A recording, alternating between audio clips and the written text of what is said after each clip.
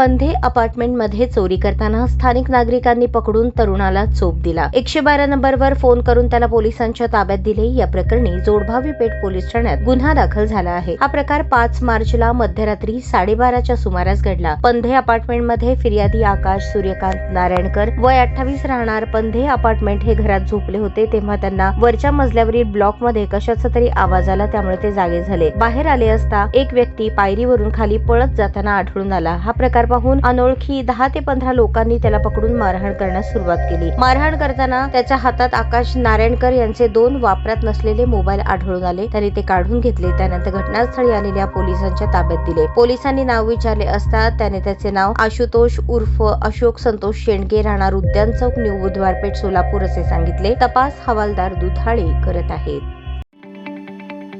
ताज्या बातम्या पाहण्यासाठी प्राईम महाराष्ट्र न्यूज चॅनलला सबस्क्राईब करा।